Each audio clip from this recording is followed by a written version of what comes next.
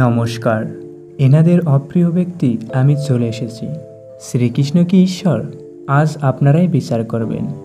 প্রচলিত এনার ভাষ্য গীতা থেকেই শুরু করা যাক, কারণ আমি অন্য কোনো ভাষ্যকারের গীতার উদাহরণ দিলে আমার কথা অনেকেই অবিশ্বাস করবেন।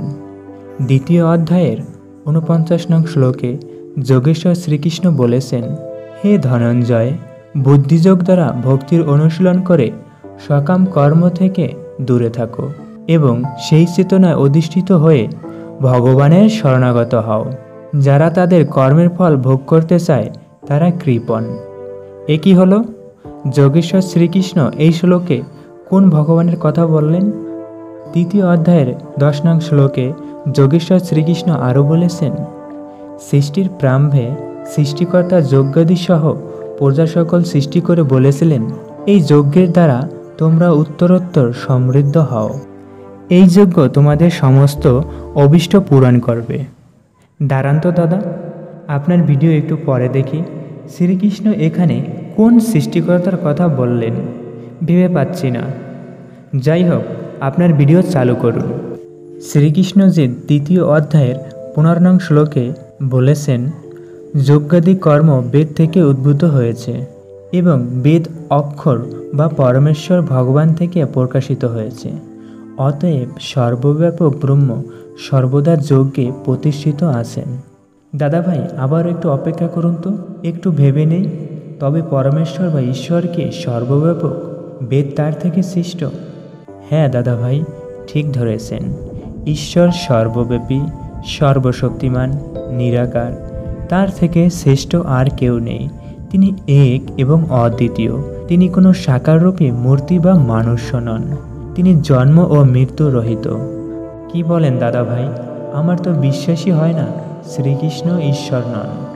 শুধু শ্রীকৃষ্ণই নন, পৃথিবীতে যারা এসেছেন বা রূপ আছে বা বিভিন্ন মূর্তি বা অন্যদের মতে নির্দিষ্ট আকাশে বা আসনে বসে আছেন, এরা সবই মানুষের বানানো। এরা কেউই ঈশ্বর নন। বিশেষ প্রমাণ ডিসক্রিপশনে দেওয়া ভিডিওতে পাবেন। শ্রীকৃষ্ণ যোগযুক্ত হয়ে এই জ্ঞান অর্জুন তথা মানবজাতিকে দিয়েছিলেন। আপনি দাদা ভাই ভিডিওটি পুরোটা দেখুন, মাঝে কথা না বলে। ওকে দাদা ভাই। যোগেশ্বর শ্রীকৃষ্ণ অষ্টম অধ্যায়ের 8, 9, 10 ও 11 নং শ্লোকগুলোতে বলেছেন, হে পার্থ, অভ্যাস যোগে যুক্ত হয়ে অনন্যগামী চিত্তে যিনি অনুক্ষণ পরম পুরুষের চিন্তা করেন, তিনি অবশ্যই তাকে প্রাপ্ত হবেন।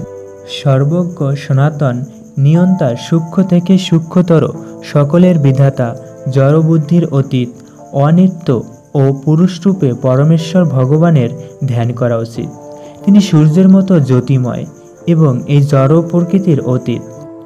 যিনি মৃত্যুর সময় অচল চিত্তে ভক্তি সহকারে পূর্ণ যোগশক্তির বলে বুরুযুগলের মধ্যে প্রাণবায়ুকে স্থাপন করে পরমেশ্বর ভগবানকে স্মরণ করেন, তিনি অবশ্যই সেই দিব্য পরম পুরুষকে প্রাপ্ত হন। বেদিত পণ্ডিতরা যাকে অক্ষর বলে অভিহিত করেন, বিষয়ে আসক্তিশূন্য সন্ন্যাসীরা যাতে প্রবেশ করেন, ব্রহ্মচারীরা যাকে লাভ করার ইচ্ছায় ব্রহ্মচর্য পালন করেন, তার কথা আমি সংক্ষেপে তোমাকে বলবো। এখন আপনারাই বিচার করুন শ্রীকৃষ্ণ কার কথা বলেছেন। 18 অধ্যায়ের 61 ও 62 নং শ্লোকে যোগেশ্বর শ্রীকৃষ্ণ আরও বলেছেন, হে অর্জুন, পরমেশ্বর ভগবান সমস্ত জীবের হৃদয়ে অবস্থান করেছেন এবং সমস্ত জীবকে দেহরূপ যন্ত্রে আহরণ করিয়ে মায়ার দ্বারা ভ্রমণ করান। হে ভারত, সর্বতোভাবে তার শরণাগত হও। তার প্রসাদে তুমি পরাশক্তি এবং নিত্যধাম প্রাপ্ত হবে। এখন আপনারাই বিচার করুন। এতেও কি প্রমাণ হয় না শ্রীকৃষ্ণ যোগযুক্ত হয়ে গীতার জ্ঞান প্রদান করেছেন?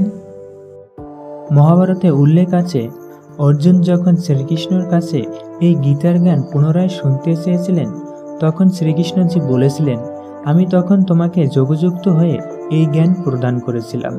আমি এখন তোমাকে পুনরায় সেই জ্ঞান দিতে পারবো না।